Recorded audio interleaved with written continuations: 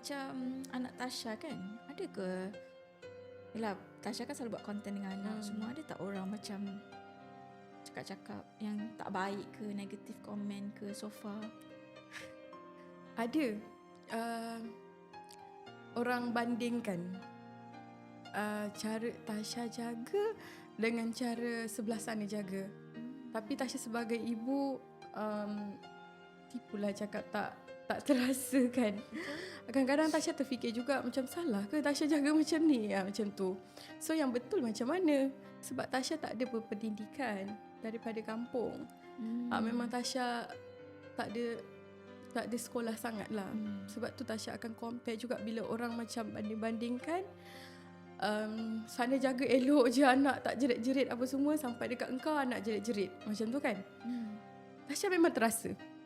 Tapi dalam terasa tu Tasha overthinking. Sebab Tasha rasa macam betul ke disebabkan aku jaga macam ni, anak jadi macam ni.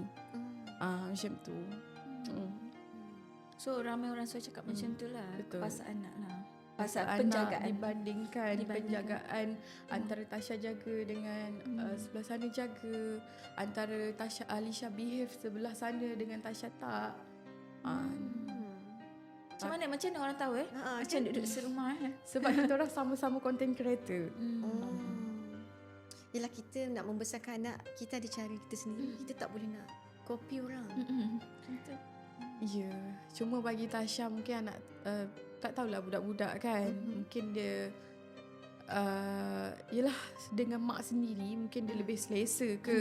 Betul. Macam tu kan. Cuma pandangan orang Tasha tak boleh nak stop apa yang diorang nilai terhadap Tasha.